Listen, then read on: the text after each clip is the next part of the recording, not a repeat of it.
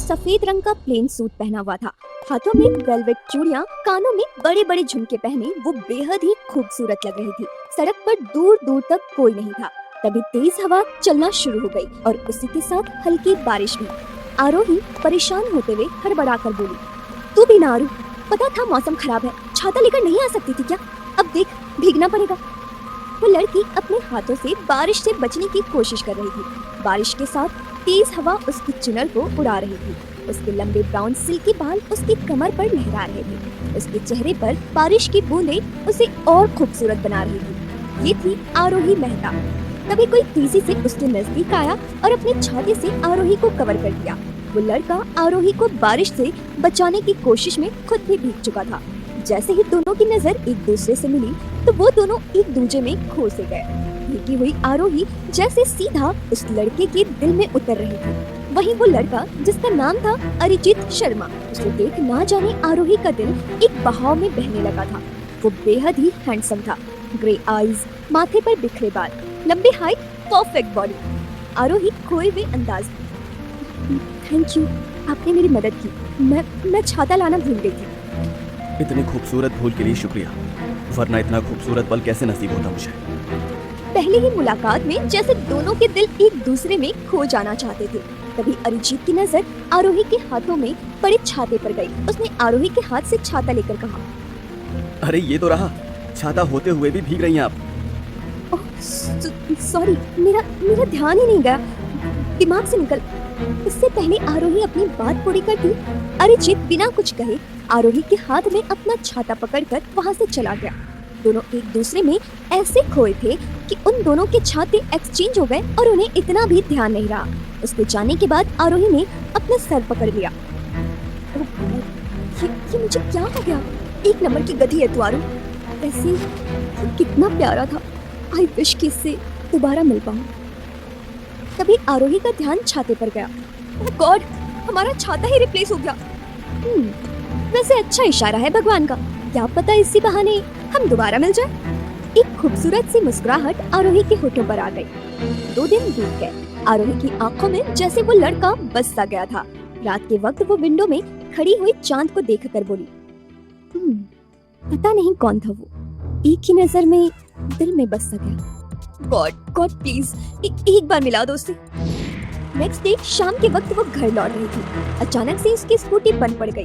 वहाँ बैठे 3 लड़कों का एक गैंग तेजी से आरोही के पास आकर उसे चारों ओर से घेर लेते हैं। खूबसूरत हसीना इतनी रात को, अरे भाई थोड़ा हमें भी खातिर का मौका दो ब्यूटीफुल। देखो मुझे कमजोर लड़की मत समझना, 2 मिनट में धूल चटा दूंगी, इसलिए मुझे जाने दो। अरे रे, मिल जाएंगे खाक में भी, लेकिन उससे पहले अपने हुस्न की बारिश में भिगा दो जाने मन। आरोही बहुत डर चुकी थी। रात अंधेरी थी। अचानक से बारिश भी शुरू हो गई। तेज सुनसान सड़क पर गहरा सन्नाटा था। आरोही का रंग डर से पीला पड़ चुका था। तभी उन दोनों लड़कों ने आरोही का हाथ पकड़कर अपनी बाहों में खींच लिया, जिससे एक जोरदार चीख आरोही के मुंह से निकल गई। उस लड़के के खींचने से आरोही की कुर्ती का शोल्डर फट गया। तभी हवा के एक झोंके की तरह बाइक पर एक लड़का आया। उस लड़के ने उन दोनों लड़कों को कपड़ों की तरह धो डाला। कोई लड़का जो बुरी तरह से उन दोनों लड़कों को पीट रहा था। आरोही को अंधेरे में उस लड़के का चेहरा नहीं दिख रहा था। थोड़ी ही देर में वो लड़के बुरी तरह से जख्मी हो गए और किसी तरह वहाँ से भाग निकले। आरोही डर से बुरी तरह से कांप रही थी। वो लड़का कोई और नहीं बल्कि वही लड़का अरिजीत शर्मा था। वो जल्दी से आरोही के पास गया। जैसे ही थोड़ी रोशनी अरिजीत के चेहरे पर पड़ी तो आरोही झट से उसके सीने से लग गई और फूट फूट कर रोने लगी। आरोही का यूं गले लगना अरिजीत के दिल को धड़का गया। वो खुद से बोला, ये मुझे क्या हो रहा है? इसका मेरा नजदीक होना मुझे अपनी तरफ क्यों खींच रहा है? ना जाने कब अरिजीत के हाथ आरोही की कमर पर चले गए। जब आरोही थोड़ी शांत हुई तो नजरें चुराकर बोली, I'm sorry. वो मैंने आपको। अरिजीत ने अपनी जैकेट निकालकर आरोही को पहना दी और उसे एक साइड ले गया जहां बारिश की बूंदें नहीं आ रही थी। दोनों वहां बारिश के रुकने के इंतजार में बैठ गए। वैसे तुम प्रॉब्लम्स के पीछे भागती हो या फिर प्रॉब्लम्स तुम्हारे पीछे? तुम क्यों मुसीबत को इनविटेशन देती रहती हो? और ये बारिश और तुम्हारा मिलना, ये कैसा इत्तेफाक है?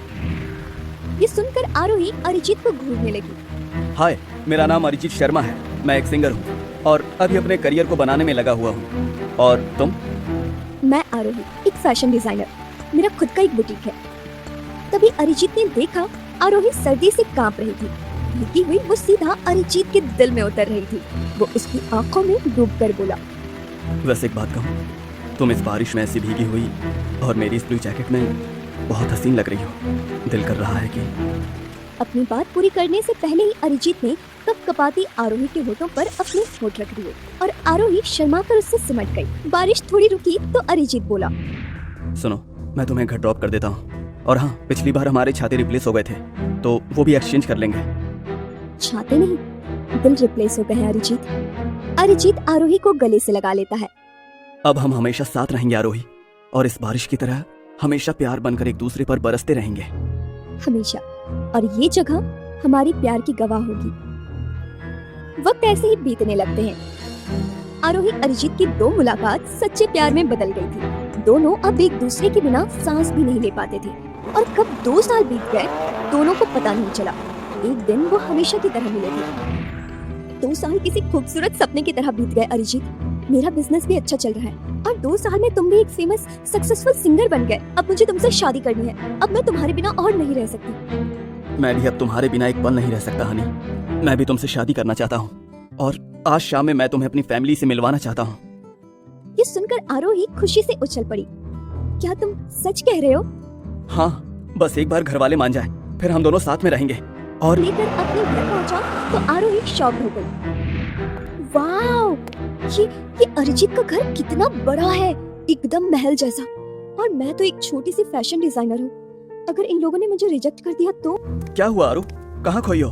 अंदर चलो, मैं तुम्हें माँ और पापा से मिलवाता हूँ। हाँ, चलो। जैसे ही वो दोनों अंदर गए तो मिस्टर अमन शर्मा, अरिजीत के पापा और मिसेस शर्मा का चेहरा गुस्से से लाल हो गया। माँ, पापा, ये आरोही है।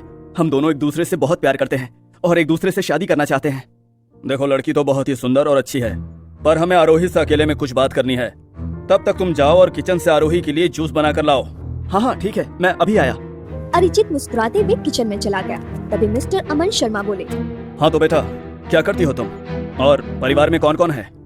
जी, मैं फैशन डिजाइनर हूँ। मेरा खुद का एक बुटीक है और मेरी फैमिली में बस मेरे पिता हैं जो कि बैंक मैनेजर हैं।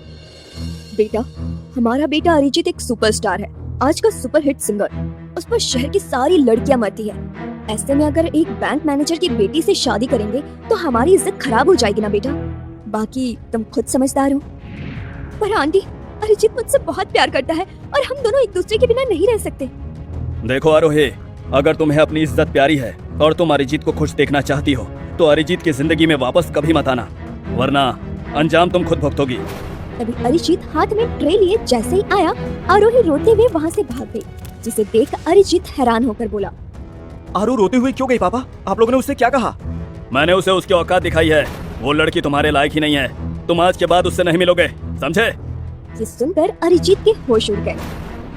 क्या अरिजीत मानेगा अपने घर वालों की बात? और क्या दोनों हो जाएंगे एक दूसरे से अलग या जाएंगे अपनों के खिलाफ? क्या आरोही कर देगी अरिजीत को दूर अपनी इस बेइज्जती के बाद?